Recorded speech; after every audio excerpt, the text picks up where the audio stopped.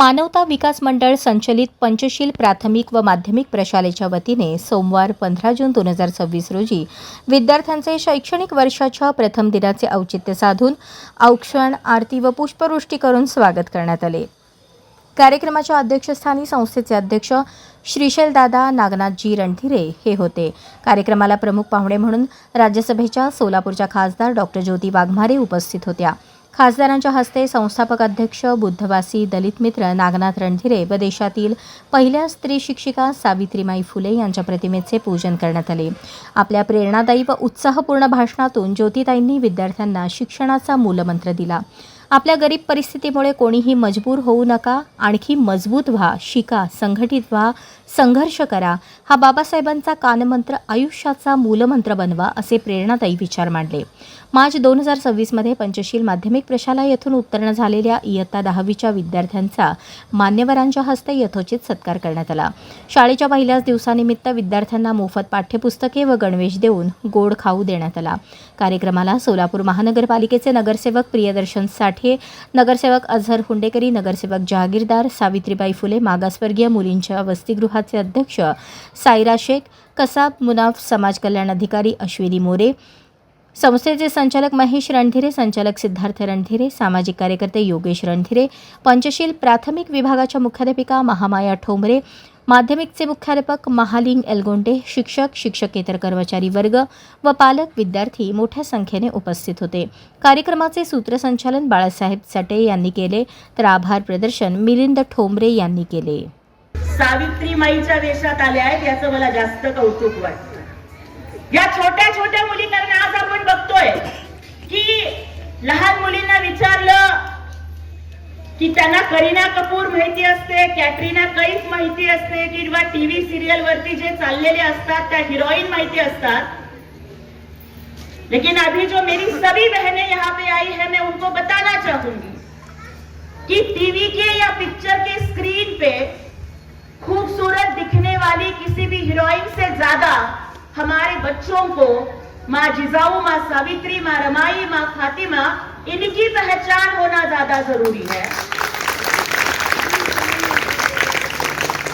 और जो स्कूल पहले ही दिन आपकी बच्ची को सावित्रीमाई बनाता है ना, वो स्कूल इन्हें सिर्फ पढ़ाई नहीं देगा बल्कि इनको एक अच्छा इंसान बनाएगा, लड़ना सिखाएगा और जीना सिखाएगा, ये मैं आपको पूरी यकीन के साथ कह सकती हूँ। आणि त्यामुळेच बघा आज आपल्या सगळ्याच मुलांना ए फॉर आंबेडकर आला पाहिजे, एस फॉर सावित्रीमाई आली पाहिजे, आर पासून रवीना टंडन न बनता र पासून रमाई बनता आलं पाहिजे।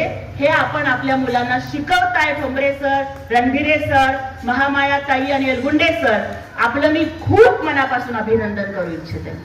आणखीन आपल्या शाळेची कल्पकता मला दिसली की अगदी आम्ही जेव्हा रिबिन कापायला गेलो त्यावेळेला त्या रिबिनला सुद्धा तुम्ही पिंपळाचं पान लावलेलं होतं। पिंपळाच्या पानावर पाहिले चित्र गौतमाचे। याच पिंपळाच्या वृक्षाखाली बसून तथागत भगवान गौतम बुद्धांना ज्ञानप्राप्ती झाली होती। पिंपळाच्या झाडाखाली ध्यानस्थ बसण्याच्या आधी ते सिद्धार्थ होते, पिंपळाच्या झाडाखाली ध्यानस्थ बसून ते बुद्ध झाले आणि आज पिंपळाच्या पानाचा वारसा चालवणाऱ्या शाळेत आपली मुलं येत आहेत तर ती तथागतांच्या, शिवाजी महाराजांच्या, बाबासाहेबांच्या आणि महात्मा फुलेंच्या स्वाभिमानी विचारावरती चालतील या मला काहीच शंका वाटत नाहीये। त्यामुळे किती कौतुक करावं तेवढं शाळेचं कमी आहे।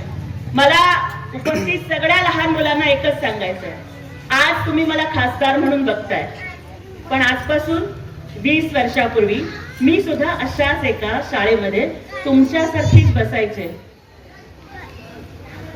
त्यावेळेस आमची सुद्धा परिस्थिती अशीच होती की गणवेश नसायचा, पुस्तकं नसायची, वह्या नसायच्या, शाळेत कायम पहिला नंबर असायचा, पण पुस्तकं ही मैत्रिणीकडनं उसनी मागावी लागायची।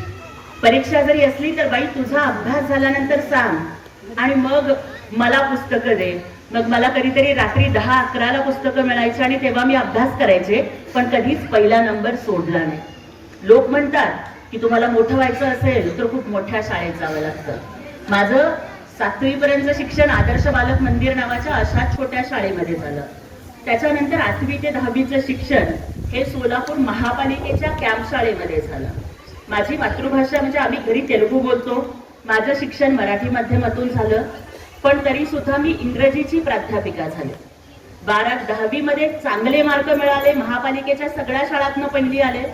12वीला तर अगदी मी काम करत करत शिकले. ठोंबरे सर हे माझे बंधू आहेत, मित्र आहेत, त्यांनी माझा प्रवास खूप जवळून बघितलाय. आणि त्यामुळेच कुठलीही ट्युशन नव्हती, फी भरायची परिस्थिती नव्हती, पुस्तकं विकत घेण्याची परिस्थिती नव्हती. महाविद्यालयातील प्राध्यापकांना जी नमुना म्हणून पुस्तकं यायची ना, ती पुस्तकं ते मला अभ्यासाला द्यायचे. पण शिक्षण हे वाघिणीचं दूध आहे आणि ते जो पिल तो गुरगुरल्याशिवाय राहणार नाही, हे बाबासाहेबांनी सांगितलं होतं ना. बाळांनो, अभ्यास केला. आणि ज्या पोरीला फी भरायला पैसे नव्हते ना, ती मी 12वीच्या परीक्षेत बोर्डात मागासवर्गीयात राज्यात पहिली आले. आणि त्यानंतर सुद्धा अजिबात हार न मानता BA इन इंग्लिश लिटरेचर केलं, MA इन इंग्लिश लिटरेचर केलं, set qualified, net qualified with JRF, PhD complete केली. आणि ज्या पोरीचे आई बाप शिकलेले नहीं है, मेरे माँ बाप को पढ़ना लिखना नहीं आता, मेरे माँ बाप ने कभी भी स्कूल का मुंह तक नहीं देखा, लेकिन उन्होंने ठाना था कि बेटी को पढ़ाएंगे. हर माँ बाप ठान लेते कि बेटे को पढ़ाएंगे, लेकिन मेरे माँ बाप अलग थे, उन्होंने बेटी को पढ़ाया. तो जिस माँ बाप की बेटी को, जिस माँ बाप ने स्कूल का मुंह तक नहीं देखा, उनकी बेटी एक डॉक्टर बन गई, PhD की, आणि आज एक गरीबाची लेक राज्यसभेची खासदार बनली. श्रीमंताच्या लेकी मोठ्या होऊ शकतात. आपल्याला काय वाटतं बाबा? आप सब लोगों को लगता है ना की तुम्हाला वाटतं की अरे अरे मेरा बाप तो गरीब आहे, आमची आई तर गरीब आहे, ते कुठेतरी कामाला जाते, मग आमच्याकडे काय 2 व्हीलरच आहे, मग मोठ्या कार मध्ये बसून येणार आहे. किंवा ज्यांच्या शाळा लेट फर्स्ट क्लास 5 स्टार असतात, किंवा ज्यांच्या मॅडम अशा काही लय भारी अशा फॅशनेबल राहत असतात, फक्त तीच मुलं मोठी होतात असं वाटतंय का तुम्हाला? तर ते चुकीचं आहे. मी तुम्हाला माझी गोष्ट का सांगितली माहितीये का? ही माझी गोष्ट नाहीये माझ्या मित्रांनो, ही गोष्ट माझी नाहीये माझ्या बाळांनो, ही गोष्ट तुम्हाला तुमची बनवायची आहे. आज जसं तुम्ही सावित्रीमाईच्या वेशात इथं बसलाय ना, मैं जब राज्यसभा में गई थी ना पहली बार, माझं पहिलं पाऊल मी जे राज्यसभेत टाकलं ते असंच सावित्रीमाई सारखी साडी नेसून टाकलं, कपाळावरती आडवं कुंकू लावून टाकलं.